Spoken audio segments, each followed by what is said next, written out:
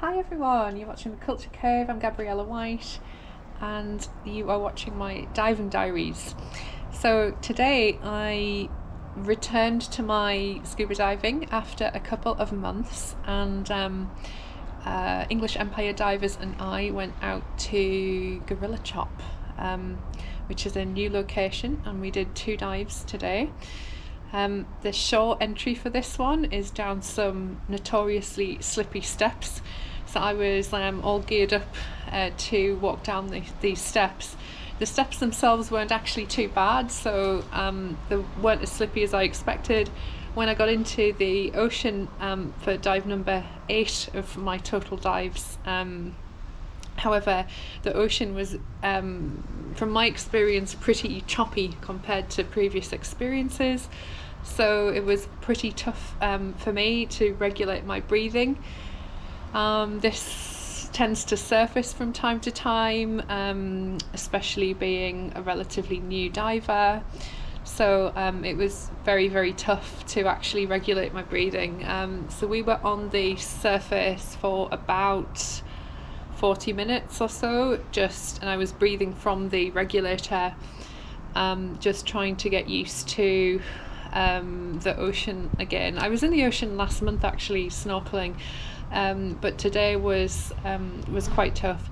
So sharing very, very authentically, diving is not always easy. It's not always smooth sailing. Sometimes it's even hard to understand why our physical body reacts in the way that it does for certain things. But the key lesson to this vlog, I suppose, is to never give up, because sometimes when we panic in certain situations, the initial, I suppose, instinct is telling us to avoid any kind of danger or getting out of our comfort zone, but that is not necessarily the end game answer. So I don't know, it was kind of a wave of stress for me or something that was emerging in the ocean, but I did get through it, and I did manage to calm down my breathing just by getting back onto the steps and re-entering again. There are some very large boulders at Gorilla Steps, and I was trying to get my mask on properly, and I didn't feel comfortable doing it in the deep ocean, so my instructor and I decided to come back to the steps and basically calm down the breathing and go into the water again, because it's very important to have relatively calm breathing when you're in the ocean. Especially these dives are aimed to be 45 minutes at a time, which is what the compressed air tank allows for. So yeah, all that to say, we went back to the steps, and I was able to put my new Finette mask on, which is an amazing mask, by the way. It really reduces any possibilities of mask flooding and those kinds of uncomfortable and scary experiences. But what happened was, because I was trying to, like I say, regulate my breathing, and my heart was doing palpitations just being in the choppy ocean. The worst part is actually the shore entry point, where the waves are chopping and splashing up in your face. It can be a truly overwhelming experience. So all that to say, I was really on edge in the water. It's kind of an understatement, but I was having a little bit of a panic attack, and yeah, my heart was beating 10 to the dozen. So in that moment where I knew that I needed to kind of get back to shore, or get to a more stable point where I wasn't being jostled around in the ocean, my go-to thing was to clamber onto these kind of boulder rocks, kind of part of the dam area of the Gorilla Chop steps. However, we don't wear diving gloves for these particular dives. So what happened was, and I don't think you can see it very well, but I gashed some of my hand open, and it's not super severe, but they're kind of significant cuts. So those will take a few days to recover from, and they're very painful. And that was kind of part of my journey today was just going through that experience, and I was literally just clambering onto these rocks in order to allow myself to calm down and get back into the water.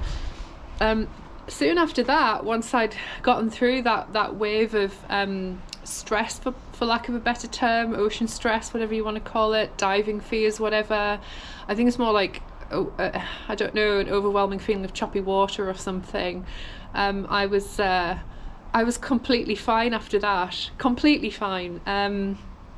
So my diving instructor tells me that apparently he's trained a lot of people, like literally hundreds if not thousands of people over his long diving career. He tells me I'm a bit of an anomaly apparently, in that I tend to panic if I panic anywhere, it's usually on the surface of the water. But apparently once I get into the water, I'm diving very naturally. I'm extremely relaxed once I get into the depths of the ocean, and it really is quite strange, because you would expect for a beginner to be perhaps panicking at deeper depths, but that's not the case with me. So it is rather strange. However, the good news is that when I'm in the ocean, I really do feel I'm in a different world. And I'm sure divers can identify with this. So I truly feel like I'm in some kind of dream. It's like I feel very, very kind of comfortable down there. I feel very hypnotic, like I feel almost hypnotized down there. I'm not afraid. It's really, really very, very strange, given the fact that panic on the surface of the water has happened a few times in my case. I'm looking forward to the point where I think there will hopefully be a crossover point where this will either stop happening or will happen a lot less in my dives. But it's a very real thing. When I get up in the morning to go diving, I don't think, oh, I'm really nervous, I'm going to have a panic attack. It's not like that. It just kind of happens as I'm going in, and it may just be something to do with still being quite new to this. I do not know. It's sometimes a mystery how psychology works and things like that. Anyways, onto the stats. So I've been diving in the Kurama Islands off the coast of Tokashiki Island so far. I've done the Tsunabe steps a few times, which are absolutely beautiful. The same week that I was there, my diving instructor caught a beautiful image of a gorgeous looking orange seahorse off Tsunabe steps. So it's an amazing place. There are a lot of night divers there as well. So Gorilla Chop, we did 2 dives today. My first dive of the day was the visibility was 6 to 8 meters, so the visibility was not too great. On my first dive today, I had weights of 4 kilos on each side, I believe, and it was difficult for me to descend, so we needed more weight, we realised. And I was wearing a brand new wetsuit, which was very, very comfortable. I usually am wearing the Scuba Pro, but today I was wearing the Hele Wahoo XL and 3mm and a long wetsuit, and that for me was the perfect wetsuit. I felt really good in that wetsuit, and we started off as per usual on 2,800 psi, ending on a psi of 800. But for my first dive today, I was only in the water for 26 minutes because I consumed quite a lot of air on the surface of the water, just basically trying to calm down. But on the second dive today, this was very early afternoon today, we went out a little bit further. So we went to the Minato port, which is the key part of Gorilla Chop, and we actually went underneath the port pillars, which is amazing. And the weights for that time were 5 kilos or 5 kilograms, so 2 pounds and then 3 pounds on each side of my BCD. and I descended to a depth of 12 meters on that dive. So my first dive today was 6 meters, and then I doubled that depth to 12 meters. So the second dive today was more of a normal dive. We just went straight in and we dove for 42 minutes. Today was incredible in terms of the sea life that we saw. We saw many schools of fish, including a very large school of needlefish, which are really cool creatures.